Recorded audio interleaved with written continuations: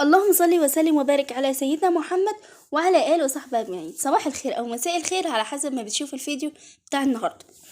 النهارده الجمعه، نزلت لقيت سلفتي بقى حاطه الفراخ على النار. قلت لها عنك انتي. هكمل انا طبيخ بدري. لقيتها حاطه الفرخاخ، حاطه عليهم بصلتين، جزر، طماطم وبصل، فلفل اسمر، كزبره ناشفه، وملح وتوم وقرن فلفل حامي، وكمان كانت حاطه اللوبيا هنا على النار. سبت كده الفراخ لغايه ما لونها اتغير وتتشوح كويس جدا. اول ما اتشوحت نزلت عليها بميه مغليه. تمام. الفراخ كانت هنا استوت وشلتها من على النار. نيجي بقى هنا، كانت اللوبيا بقى لسه على النار بتكمل سواها. طبعا الفراخ ما بتاخدش اي وقت على النار خالص. هنعمل ايه؟ هنحمر لسان عصفور، وكمان هنعمل شويه رز بشعريه.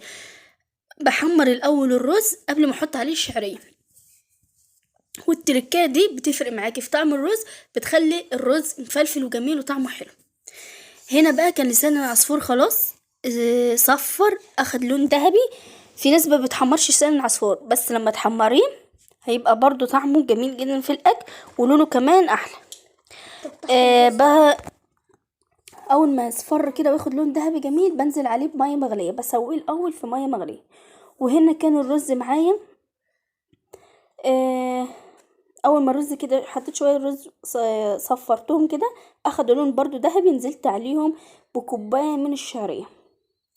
بحمر بقى الشعريه على نار هاديه عشان ما تاخدش تتلسع من جنب وجنب.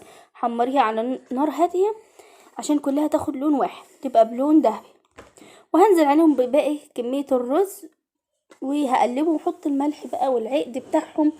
واول ما يتشرب الرز بهد عليه النار واسيبه بقى لغايه ما يستوي.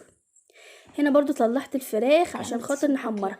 دي برضو تركية حلوة، لما تطلعي الفراخ في حاجة في بولة كده وتسيبيها تصفي الشوربة بتاعتها، عشان لما تيجي تحمريها في الزيت ما تطرطش الزيت. تمام. يعني كان الرز على النار والفراخ زي ما قلت لكم استوت.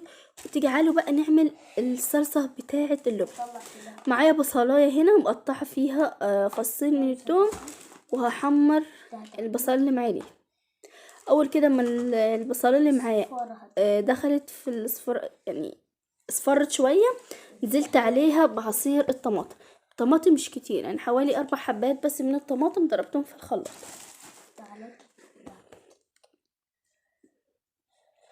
هنزل عليهم هنا بمكعب من المرقه. وكمان هنحط التوابل بتاعتنا. هحط عليها ايه؟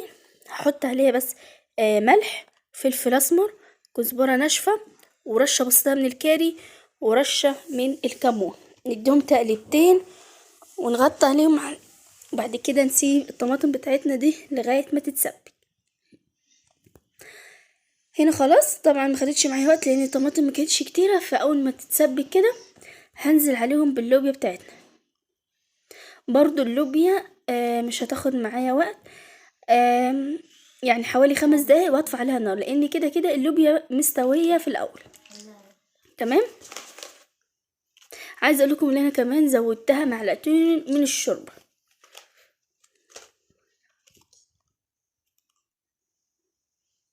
كل ده طبعا زي ما قلت لكم الرز لسه على النار، اتشرب ميته وهديت عليه برضو عشان خاطر يكمل سوا.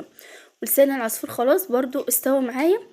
وده الرز بعد ما استوى، كنت كمان غرفت منه. ودي الفراخ بتاعتنا بعد ما حمرناها، واللوبيا بتاعتنا، شوية سلطة خضراء ومخلل. ويبقى ده الغدا بتاع النهاردة. متنسيش بقى تشتركي في القناة، تفعلي زر الجرس عشان يوصلك كل جديد.